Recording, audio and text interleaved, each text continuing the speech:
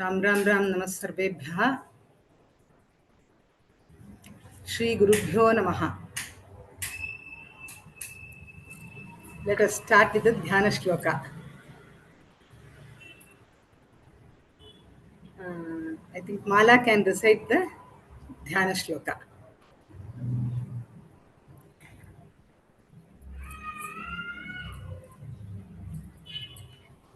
श्री गुरुभ्यो नमः. आर्यामेव विभावयन् मनसि यः पादारविन्दं पुरः पश्यन्नारभते स्तुतिं स नियतं लब्ध्वा कटाक्षच्छविम् कामाक्ष्यां मृदुलस्मितां शुलहरिज्योत्स्ना वयस्यान्विताम् आरोहत्यपवर्गसौधवलभीम् आनन्दवीचीमहीम्. भगिनी, You are in mute. Okay. Let us go to 31st shloka directly. 31, 32, 33, all the three Mahati will be reciting. After that, 34th shloka is a new shloka, I suppose. I'll start teaching after finishing the three shlokas. Okay. Mahati, you can recite 31, 32, 33, all the three. वीक्षेमहि काञ्चीपुरे. Start. वीक्षेमहि काञ्चीपुरे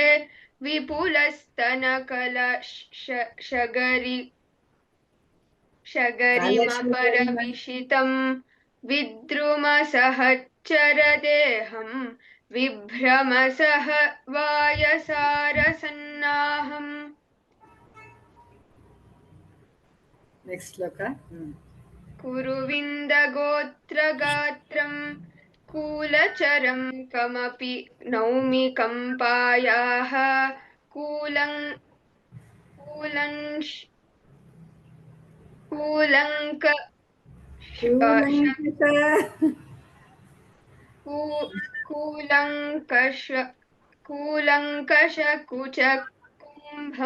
कुम्भं कुसुमायुधवीर्य सारसं संरम्भम्. Last class you were not there, is it? No, I was not. You were not there? Okay. Okay, Mala. Sri Vidya is not there, no, today? Sri Vidya Balakrishnan is not there. Okay. Mala, you recite all the three shlokas. 31, 32, 33. Back to 31. Aishwarya.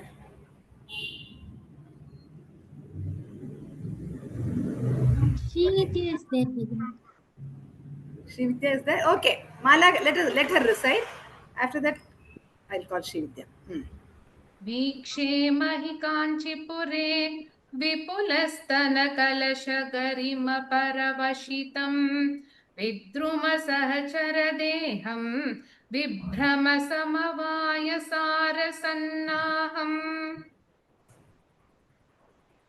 Next.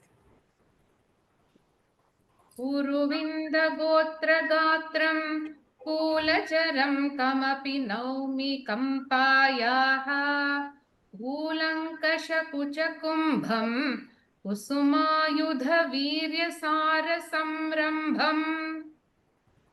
Next.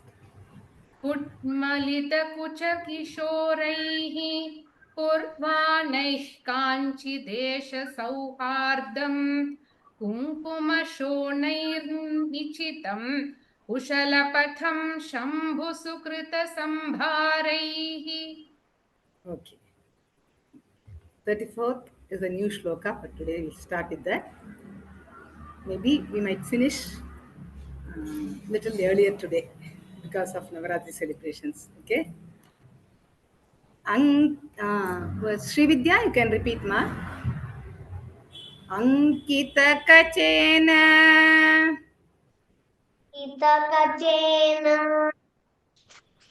अंकितकचेन केनचित् केनचित् अंकितकचेन केनचित्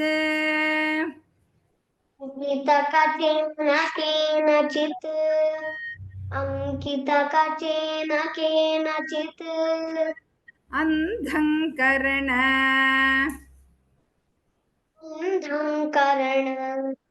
अंधं कर्ण औषधेन औषधेन कमलानां. You have changed the slide. Aishwarya should be अंधं करणौषधेन करणौषधेन अंधं करणौषधेन कमलानां कमलान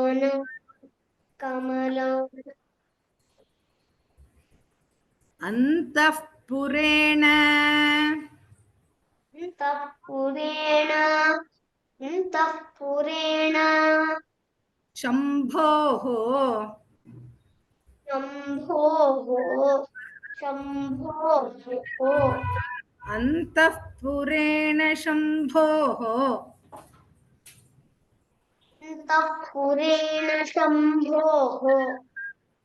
अंतःपुरेण शम्भोः अलङ्क्रिया अलङ्क्रिया कापि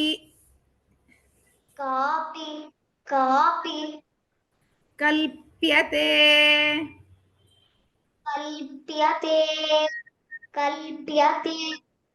काञ्च्याम् काञ्च्याम्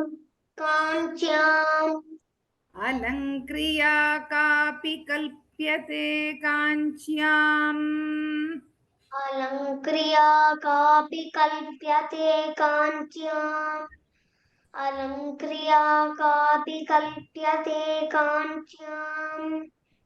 Recite the shloka. अंकितकचेन केनचित् अंधं कर्णौषधेन कमलानाम् अंतःपुरेण शम्भोः अलङ्क्रिया कापि कल्प्यते काञ्च्याम्. Mahati, you can recite the same shloka.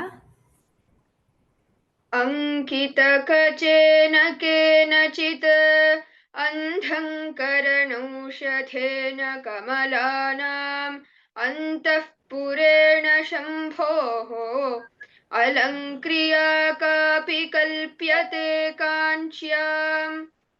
Okay, you can repeat Mahati now. Next shloka, 35.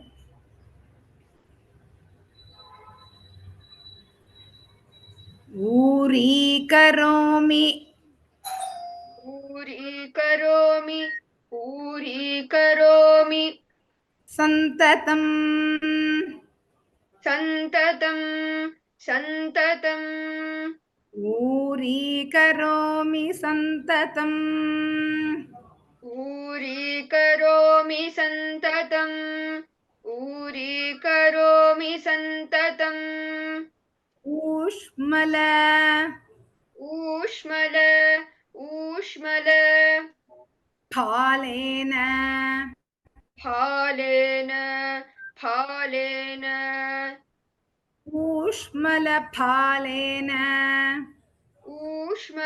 Fallen ऊष्मलफालेन लालितं पुंसा लालितं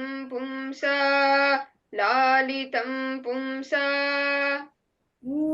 ऊष्मलफालेन लालितं पुंसा ऊष्मलफालेन लालितं पुंसा ऊष्मलफालेन लालितं पुंसा उपकम्पम् उपकम्पम् not utakampam उपकम्पम्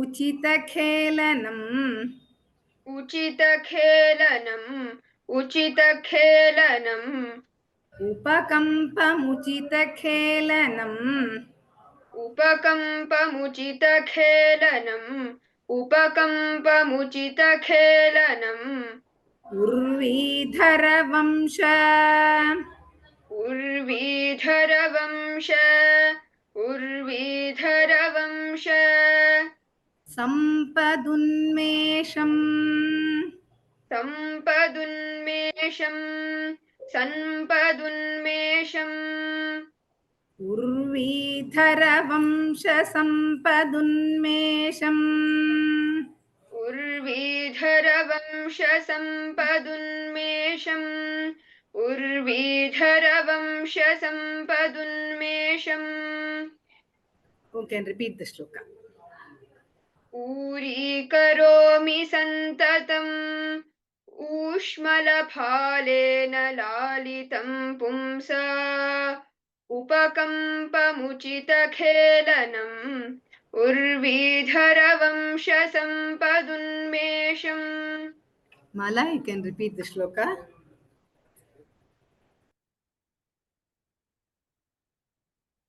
ऊरीकरोमि सन्ततम् ऊष्मलफालेन लालितं पुंसा उपकम्पमुचितखेलनम् उर्वीधरवंशसम्पदुन्मेषम्. Okay. Now, Mala, you can recite the shloka. Next shloka.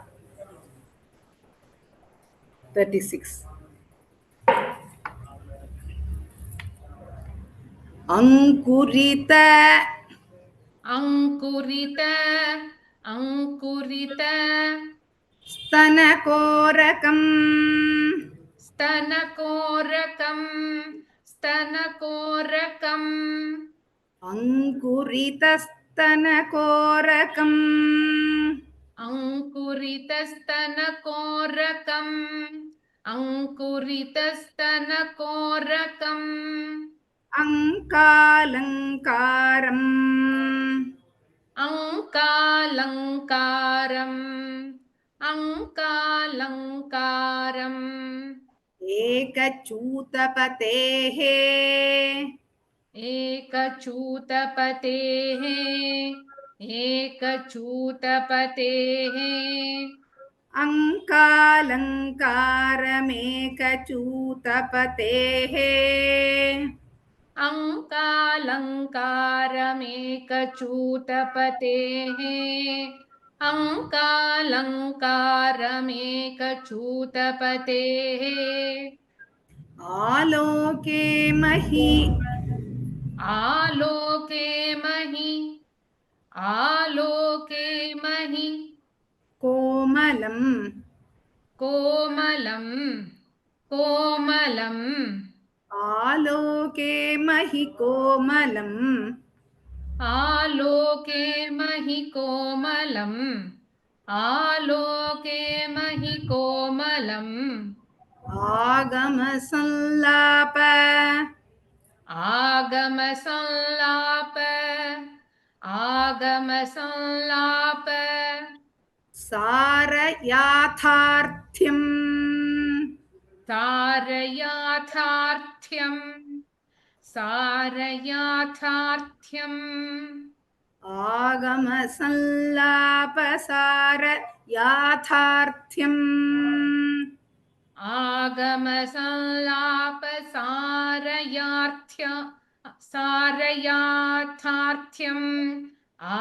आगमसंलाप सारयाथार्थ्यम्. Repeat the fourth pada 2 times again. आगमसंलाप सारयाथार्थ्यम् आगमसंलाप सारयाथार्थ्यम्. Okay, recite the full shloka. अंकुरितस्तनकोरकम् अङ्कालङ्कारमेकचूतपतेः आलोके महि कोमलम् आगमसंलापसारयाथार्थ्यम्. Okay, now The same shloka, Janani will repeat. अङ्कुरितस्तनकोरकम् अङ्कालङ्कारमेकचूतपतेः आलोकमहिकोमलम् Repeat the third pada. आलोके महिकोमलम् आगमसल्लापसारयाथार्थ्यम् Okay. Sri Vidya, repeat the shloka. पूरितस्तनकोरकम् अङ्कालङ्कारमेकचूतपतेः आलोके महिकोमलम् आगमसल्लापसारयाथार्थ्यम्. Okay. Next shloka, Janani will repeat. Punjita पुञ्जित पुञ्जित Karuna करुण करुण Karuna Mudanchita करुणमुदञ्चित करुणमुदञ्चित Punjita Karuna Mudanchita पुञ्जित करुणमुदञ्चित पुञ्जित करुणमुदञ्चित Shinjita शिञ्जित शिञ्जित Manikanchi मणिकाञ्चि मणिकाञ्चि Shinjita Manikanchi सिञ्जित मणिकाञ्चि सिञ्जित मणिकाञ्चि Kimapi किमपि किमपि Kanchipure काञ्चीपुरे काञ्चीपुरे Kimapi Kanchipure किमपि काञ्चीपुरे किमपि काञ्चीपुरे Shinjita Manikanchi Kimapi Kanchipure सिञ्जितमणिकाञ्चि किमपि काञ्चीपुरे सिञ्जितमणिकाञ्चि किमपि काञ्चीपुरे It's not Sinjita, it is Shinjita. Okay, repeat. सिञ्जितमणिकाञ्चि किमपि काञ्चीपुरे सिञ्जितमणिकाञ्चि किमपि काञ्चीपुरे Punjita Karuna Mudanchita Shinjita Manikanchi Kimapi Kanchipure पुञ्जितकरुणमुदञ्चित सिञ्जितमणिकाञ्चि किमपि काञ्चीपुरे पुञ्जितकरुणमुदञ्चित सिञ्जितमणिकाञ्चि किमपि काञ्चीपुरे Manjarita मञ्जरित मञ्जरित Mridulahasam मृदुलहासं मृदुलहासं Manjarita Mridulahasam मञ्जरित मृदुलहासं मञ्जरित मृदुलहासं Pinjaratanu पिञ्जरतनु पिञ्जरतनु Ruchi रुचि रुचि Pinjaratanu Ruchi पिञ्जरतनुरुचि पिञ्जरतनुरुचि Pinaki पिनाकि पिनाकि Mooladhanam मूलधनं मूलधनं Pinaki Mooladhanam पिनाकि मूलधनं पिनाकि मूलधनं Pinjaratanu Ruchi Pinaki Mooladhanam पिञ्जरतनुरुचि पिनाकि मूलधनं पिञ्जरतनुरुचि पिनाकि मूलधनं Recite the shloka. पुञ्जितकरुणमुदञ्चित सिञ्जितमणिकाञ्चि किमपि काञ्चीपुरे मञ्जरित मृदुलहासं पिञ्जरतु पिञ्जरतनुरुचि पिनाकि मूलधनं Repeat the fourth pada. पिञ्जर पिञ्जरतनुरुचि पिनाकि मूलधनम्. Okay, now Mala will recite the shloka. कुञ्जितकरुणमुदञ्चितशिञ्चितन तमणिकाञ्चि किमपि काञ्चीपुरे मञ्जरितमृदुलहासं पिञ्जरतनुरुचि पिनाकि मूलधनम्. Now Sri Vidya can recite the shloka. Same shloka. कुञ्जितकरुणमुदञ्चितशिञ्जितमणिकाञ्चि किमपि काञ्चीपुरे मञ्जरितमृदुलहासं पिञ्जरतनुरुचि पिनाकि मूलधनम्. Okay, now Sri Vidya can repeat the next shloka. Okay, 38th shloka. 38th shloka. Lola लोल लोल Hridayosmi हृदयोस्मि हृदयोस्मि Shambhoh शम्भोः शम्भोः Lola Hridayosmi Shambhoh लोलहृदयोऽस्मि शम्भोः लोलहृदयोऽस्मि शम्भोः Lochana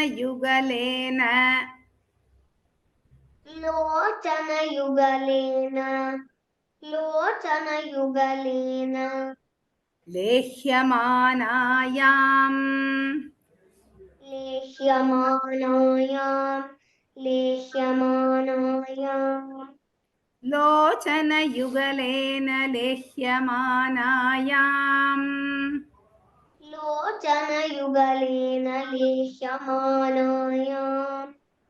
लोचनयुगलेन लेह्यमानायां Lalita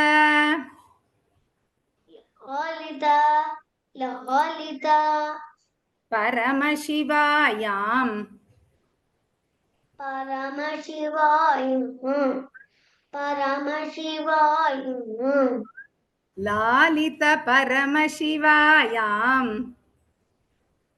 Lalita परमशिवाय Lalita परमशिवाय Lavanyamrita लावण्यामृत लावण्यामृत Tarangamalayam तरङ्गमालाय तरङ्गमालाय Lavanyamrita Tarangamalayam लावण्यामृततरङ्गमालाय लावण्यामृततरङ्गमालाय.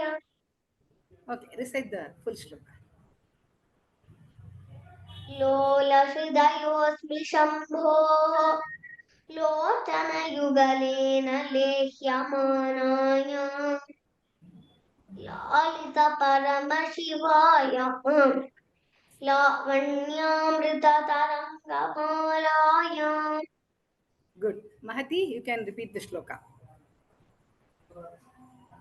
लोलहृदयोऽस्मि शम्भोः लोचनयुगलेन लेह्यमानायां लालितपरमशिवायां लावण्यामृततरङ्गमालायाम्. Okay, 39th shloka. We'll go to 39th shloka. Mahati, you can repeat.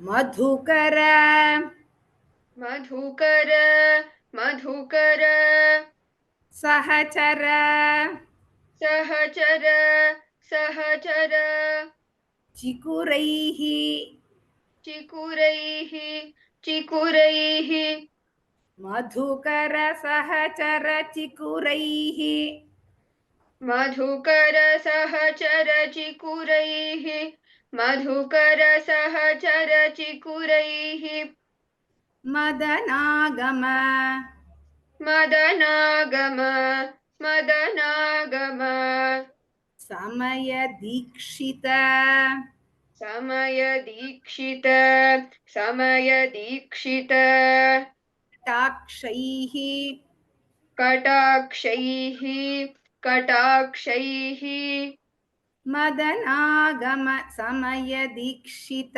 कटाक्षैः मदनागम समयदीक्षित कटाक्षैः मदनागम समयदीक्षित कटाक्षैः मण्डित मण्डित मण्डित कम्पातीरैः कम्पतीरैः कम्पतीरैः मण्डितकम्पातीरैः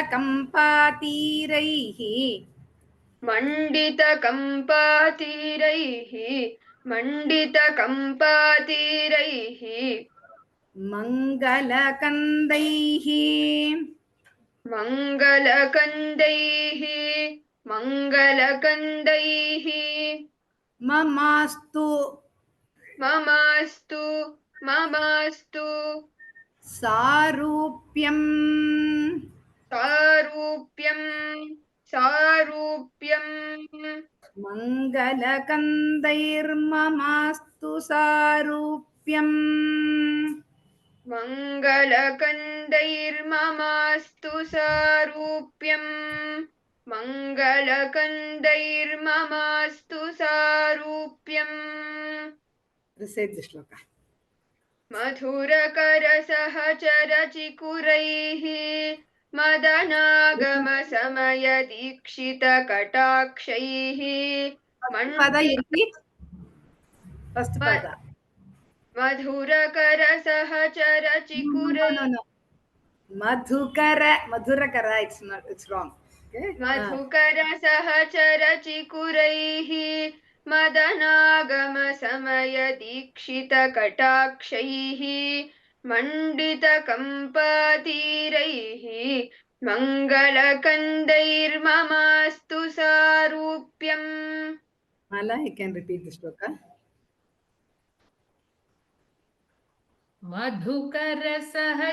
मधुकरसहचरचिकुरैः मदनागमसमयदीक्षितकटाक्षैः मण्डितकम्पातीरैः मङ्गलकन्दैर्ममास्तु सारूप्यम्. We'll go to 40th shloka. Today, I think we'll finish the 40th shloka. Okay? Huh? Vadanaravind वदनारविन्द वदनारविन्द Vakshah वक्षः वक्षः We'll join full line. It has to be joined later. Now I'm just separating to teach. That's it. Okay? Vadanaravind Vakshah वदनारविन्द वक्षः वदनारविन्द वक्षः Vamankatati वामाङ्कतटी वामाङ्कतटी Vashamvadibhuta वशंवदीभूता वशंवदीभूता Vamankatati Vashamvadibhuta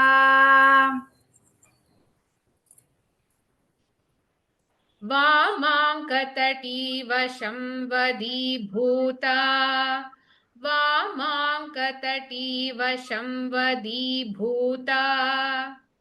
वदनारविन्दवक्षो वामाङ्कतटीव संवदीभूता वदनारविन्दवक्षो वामाङ्कतटी वशंवदीभूता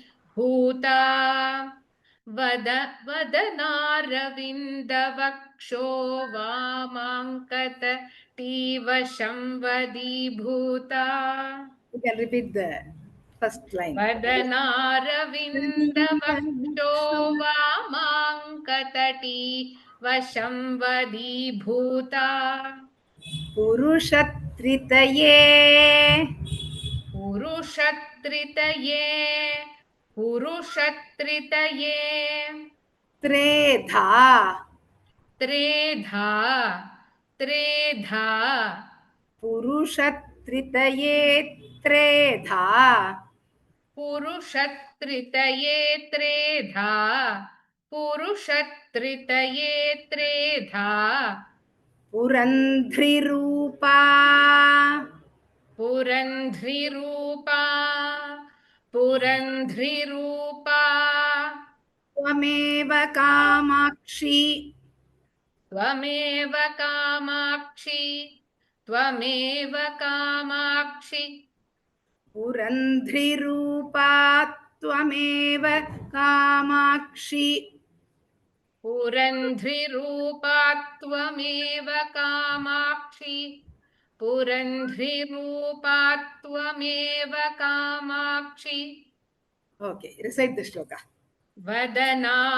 वदनारविन्दवक्षो वामाङ्कतटी वशंवदीभूता पुरुषत्रितये त्रेधा पुरन्ध्रिरूपा त्वमेव कामाक्षि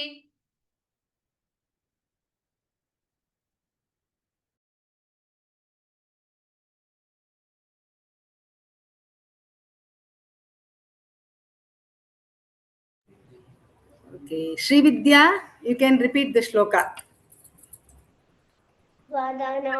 वदनारविन्दवक्षो वामाङ्कतटी वशंवदीभूता पुरुषत्रितये त्रेधा पुरन्ध्रिरूपा त्वमेव Kamakshi Mahati, you can repeat the same shloka.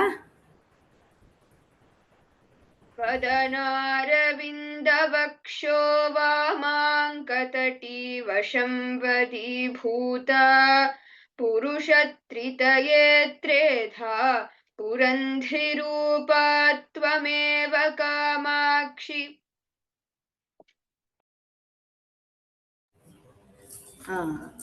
Now we'll repeat all the shlokas, whatever has been taught today. Only 7 shlokas. Okay? 34 to 40. 34, 35, Mahati. 36, 37, Srividya. 38, 39, 40, Mala. Start. अङ्कितकचेन केनचित् अन्धङ्करणौषधेन कमलानाम् अन्तःपुरेण शम्भोः अलङ्क्रिया कापि कल्प्यते काञ्च्याम् ऊरीकरोमि सन्ततम् ऊष्मलफालेन लालितं पुंसा उपकम्पमुचितखेलनम् उर्वीधरवंशसम्पदुन्मेषम् Next, Srividya.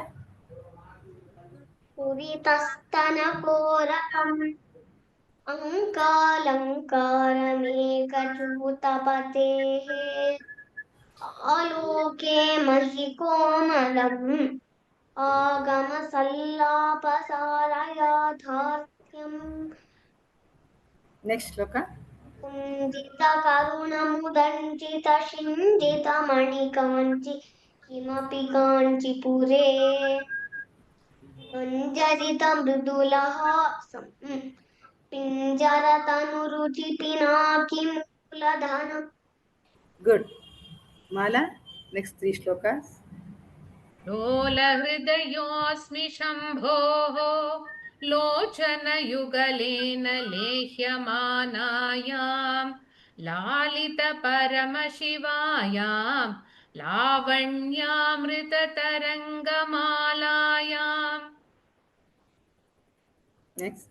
मधुकरसहचरचिकुरैः मदनागमसमयदीक्षितकटाक्षैः मण्डितकम्पातीरैः मङ्गलकन्दैर्ममास्तु सारूप्यम्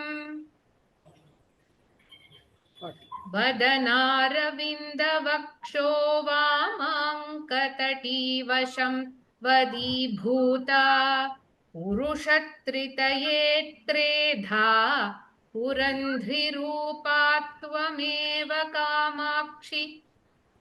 Okay. Next week we'll have the revision because so many people will be having the Navaratri function, and I'm also busy with that. So we'll finish the class, today's class now. Okay. Today only half an hour. Next week we'll meet on Sunday. We'll do all the revisions. Shri Gurubhyo Namaha. Ram Ram Ram Sarvebhyaha Punarmilamaha. We'll end the class now.